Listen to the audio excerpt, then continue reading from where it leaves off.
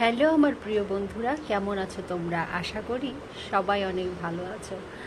তো আমি না বেশ কিছুদিন একটু ব্যস্ত ছিলাম, ব্যস্ততার কারণে ভিডিওটা কন্টিনিউ করতে পারিনি, তো আবার শুরু করছি। আশা করি তোমরা যারা আমার সাথে ছিলে তারা সবাই আবার আমার সাথ দেবে। তো আমার রঙ্গন ফুল গাছে এই দেখো থোকা থোকা থোকা থোকা রঙ্গন ফুটেছে, কিছু কিছু আবার ঝরেও পড়ছে। তো যাই হোক, এই দুটো থোকা এখন আছে, আর আমি না এটাকে আমার ব্যালকনি দিয়ে বাইরে বের করে দিয়েছি যাতে পথচারীরা এর সৌন্দর্য উপভোগ করতে পারে। আর দুই একটা ফুল যদি পথে ঝরেও পড়ে তাতে করে সবারই ভালো লাগবে, দেখে ওরাও আগ্রহী হবে রঙ্গনের চাষ করতে। তো যাই হোক বন্ধুরা, আজকে তোমাদেরকে আমি আমার রঙ্গন ফুলের গাছটা দেখাবো। আর দেখো সময়ের সাথে সাথে এটা কতটা ঝাটোরা ঝোপালো হয়েছে জানো। এটাকে না আমি 2020 সালের নভেম্বর মাসে লাগিয়েছিলাম। তো ছোট্ট একটা কাটিং থেকে ওই যে সেই মূল ডালটা ডালটা না এখন নেই, ওখান থেকে আশেপাশ থেকে প্রচুর ডাল হয়েছে। আর এই যে একটা ডাল দেখছো না, এটা প্রথমেই ছিল, এটাও এখন শুকিয়ে গেছে। তো যাই হোক, সেই একটা ডাল থেকে আমি এই গাছটা করেছি। আর তাহলে হিসাব করো 20, 21, 22, 23, 24 প্রায় 4 বছর হতে চললো। আর এই পটটাতে প্রথমে ছিল না গাছটা, অন্য একটা টেম্পোরারি পটে ছিল, ওয়াটার বটল থেকে কাটা। তো তারপরে যখন গাছটা আমি ওয়াটার বটলে করেছিলাম ওটা বেঁচে গেল, তখন আমি এটাকে যেহেতু হ্যাং করে দেবো, একটু বড় সাইজের গাছ, এই জন্য আমি আমার এই মগটার ভিতরে এটাকে সেট করি। তো এত লক্ষ্মী একটা গাছ, খুব বেশি একটা যত্ন বলো ফার্টিলাইজার বলো কিছুই দিতে হয়নি, আমার এই গাছটা সুন্দরভাবে হয়েছে। আর প্রচণ্ড রকমের তাপ সহ্য করতে পারে। তোমরা তো জানোই যে ঢাকাতে এত তাপদাহ হয়, তখন কিন্তু বেশ কিছু গাছ শুকিয়ে যায়, ইভেন বাগান বিলাস গাছ অনেক সময় শুকিয়ে মরে যায়। কিন্তু রঙ্গনের এই গাছটা এতটাই লক্ষ্মী যে এই গাছটা রয়ে যায়, কলি থাকলে ফুলও দেয়। আর আমি জানি না এটার জাতটা এত ভালো, দেখো এই যে ফুল, আবার এই যে কলি এরকম হতেই থাকে, মানে একটা চিকন শাখা বের হলেই সেই শাখা থেকে ফুল কলি হতে থাকে। আমি জানি না, কিছু কিছু গাছের জাত হয়তো এরকমই ভালো। যেমন আমার একটা টগর গাছ আছে, সেই টগর গাছটা থেকে ওই রকম শাখা বের হলেই নতুন কলি এসে যায়। তার আগে আমি একটা টগর গাছ লাগিয়েছিলাম, জানো না গাছটা এত বড় হলো, শাখা হতো, পাতা হতো, সব হতো, কিন্তু কলি আসতো না। তো তোমরাও কখনো কখনো এরকম লাকি গাছ পেয়ে যাবে।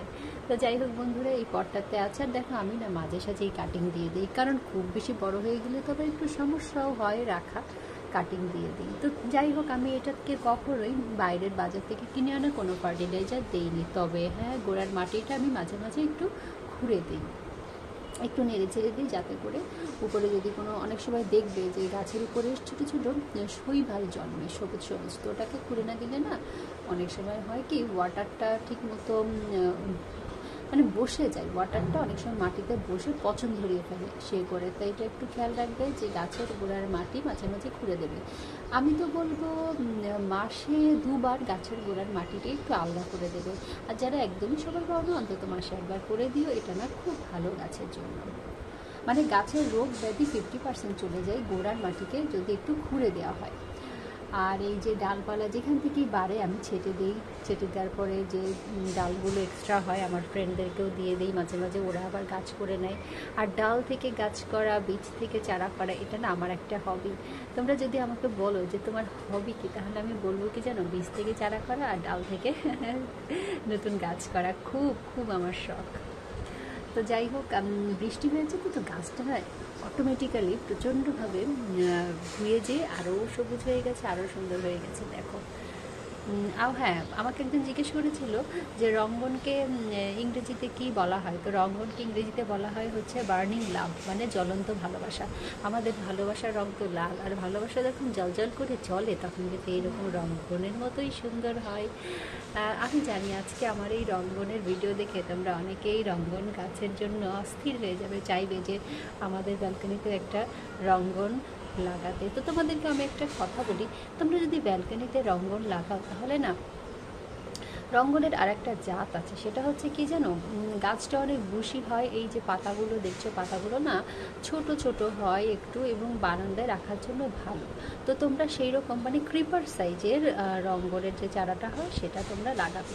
এটা বড় সাইজের, এটা জানো বাগানে মানে ব্যালকানির থেকেও যদি তুমি খোলা ছাদে কিংবা মাঠে লাগাও, উঠোনে লাগাও, বাড়ির খুব সুন্দর হয়। তো যাই হোক, আমার এই জাতটা আছে।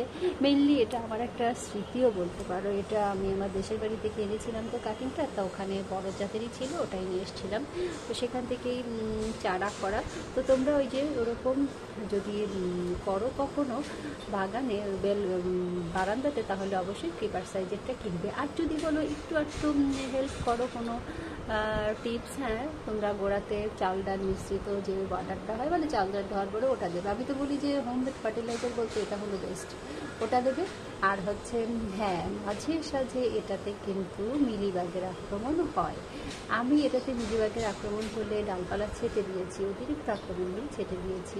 তো তোমরা ওরকম অতিরিক্ত আক্রমণ হলে ছেটে দেবে, আর যদি কম আক্রমণ হয় তাহলে তোমরা করতে পারো কি, শ্যাম্পু মিশ্রিত ওয়াটার দেবে। আমি তো মাঝে মাঝে টিস্যু দিয়েও মিলিবাগ মেরে ফেলি, টিস্যু দিয়ে জাস্ট ফেলে দিই।